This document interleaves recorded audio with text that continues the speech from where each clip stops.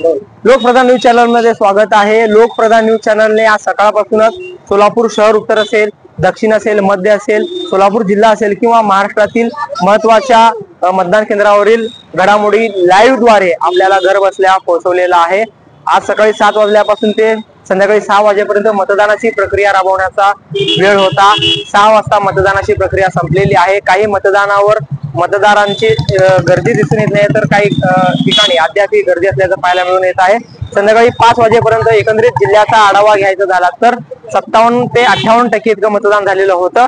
मात्र 5 नंतर म्हणजे 1 तासामध्ये आणखीन काही फरकानं मतदान देखील वाढण्याची शक्यता आहे। एकंदरीत 60 ते 62% किंवा त्याच्या आसपास टक्केवारी मतदानाची होईल। मात्र लोकप्रधान न्यूज चॅनलने घर बसल्या सर्वांना या मतदानाची प्रक्रिया जी आहे सोलापूर शहर, जिल्हा, ग्रामीण किंवा राज्यातील दाखवलेले आहे। लोकप्रधान न्यूज चॅनलचा उद्देश हाच होता की घर बसल्या सर्व प्रेक्षकांना अपडेट मिळावे आणि आता मतदानाची प्रक्रिया संपलेली आहे। 248 सोलापूर शहर उत्तर विधानसभेचा आढावा देखील आम्ही तुम्हाला घर बसल्या दिलेला होता। जुना विडी घरकुल असेल, न्यू बुधवारपेठ असेल, घोंगडे वस्ती, भवानीपेठ असेल, इतर अनेक मतदान केंद्रामध्ये आम्ही जाण्याचा प्रयत्न केलेला आहे आणि 23 तारखेला मतमोजणी होणार आहे। त्या मतमोजणीमध्ये कोण बाजी मारणार याचे निकाल स्पष्ट होणार आहे। मात्र लोकप्रधान न्यूज चॅनलच्या माध्यमातून सर्व प्रेक्षकांचं देखील आम्ही आभार मानतो की तुम्ही घर बसले आहे सर्व लाईव्ह अपडेट बघितलात। आता आपण इथंच थांबूयात।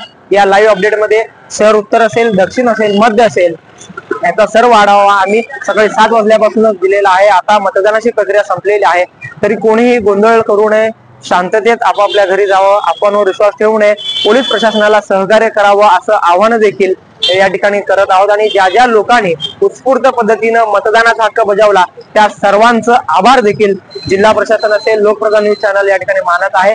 मतदान हा आपला अधिकार आहे, तो सर्वांनी बजावलेला आहे। काहींनी बजावलेला नसेल, पण येत्या काही निवडणुकीमध्ये त्यांनी देखील आता घराबाहेर पडून मतदानाचा हक्क बजावा। त्यामुळे आज आपण या लाईव्ह अपडेटमध्ये इथंच थांबूयात। पुन्हा भेटूया पुढच्या निवडणुकीच्या वेळी। तोपर्यंत धन्यवाद। झहूर सईद सोबत अकबर बागवान, लोकप्रधान सोलापूर।